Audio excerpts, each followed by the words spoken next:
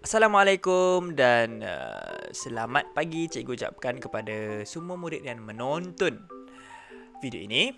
Baiklah, hari ini kita nak belajar kemahiran tata bahasa iaitu ayat perintah. Pernah dengar kan perkataan perintah? Sebab apa? Sebab sebelum ni kita dah pernah belajar kata perintah.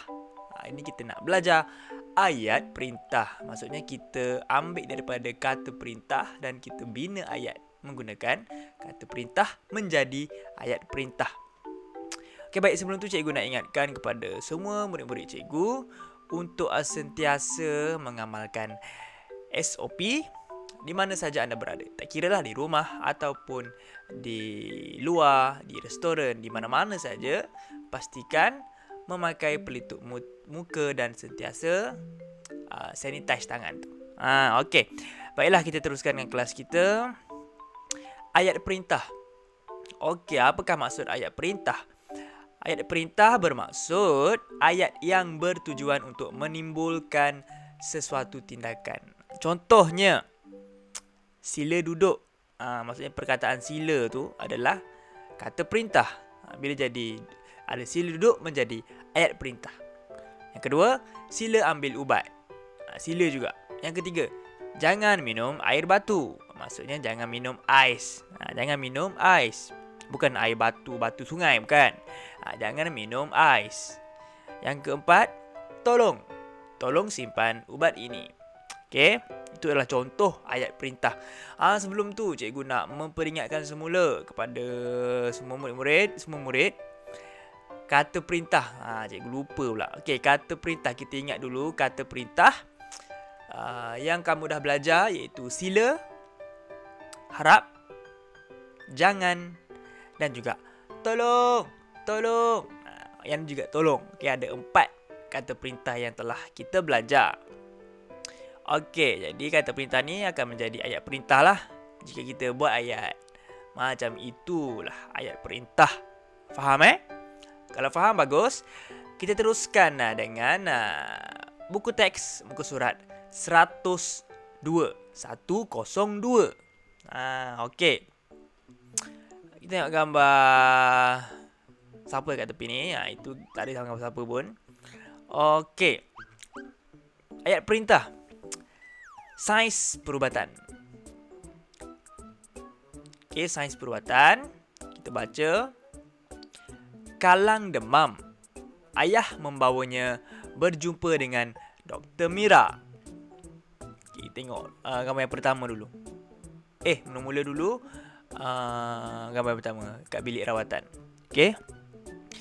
Dr. Mira kata, tarik nafas kamu.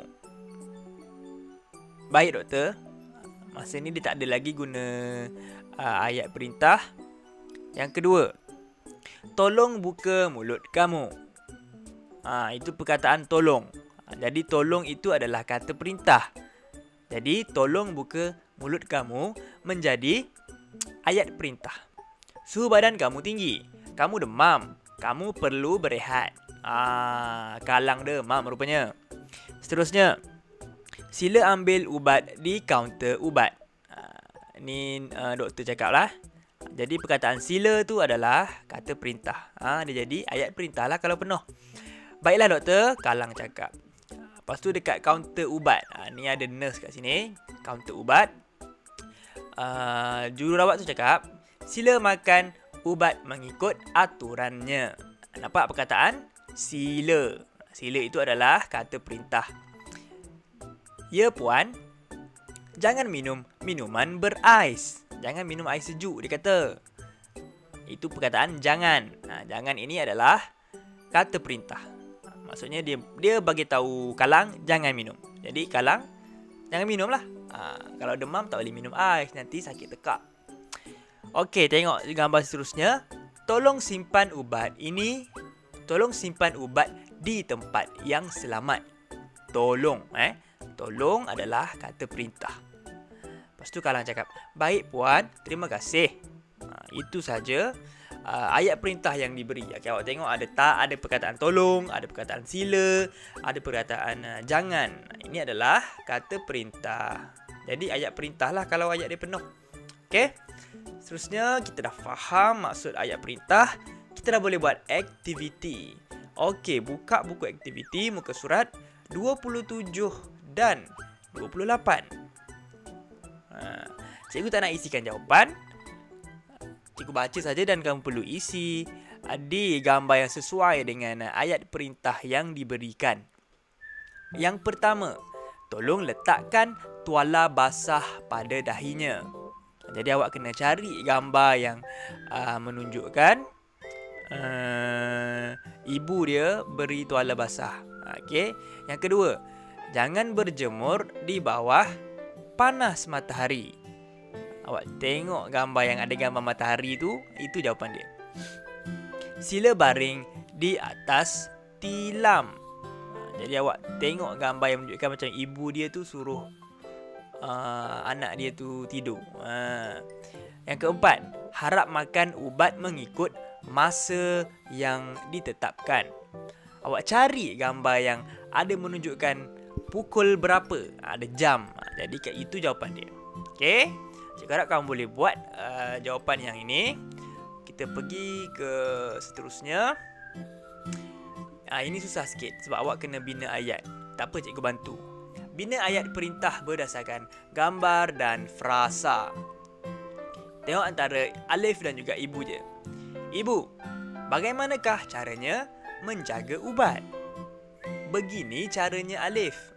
Jadi ibu dia nak ajar Alif.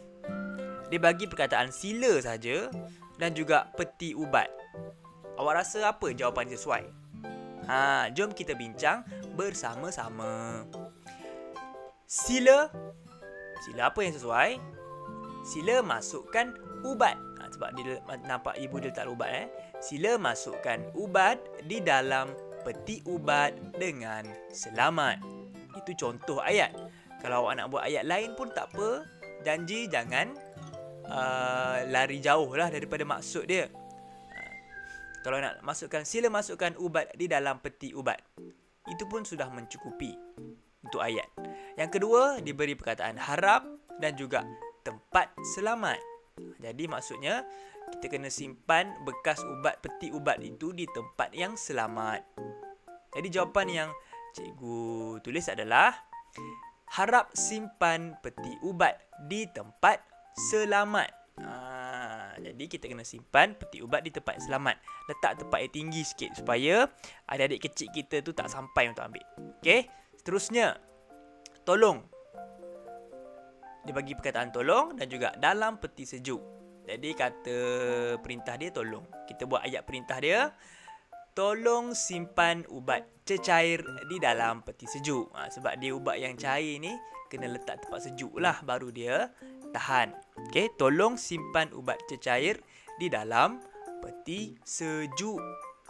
Yang keempat, diberi perkataan jangan. Kata perintah dia jangan. Jadi ayat perintah yang kita boleh buat berdasarkan gambar yang diberi iaitu sepahkan ubat. Kita tulis jangan sepahkan ubat merata-rata. Nanti kalau ada orang jumpa ubat tu, ada anak, ada baby, ada adik awak jumpa, dia makan ubat tu. Lepas tu dia pun jadi kita kena letak ubat di tempat yang selamat, jangan sepah merata-rata. Okey. Alif cakap, "Oh, barulah saya tahu. Kita mestilah menyimpan ubat dengan cara yang betul. Terima kasih, Ibu." Sama-sama. Ibu dia cakap.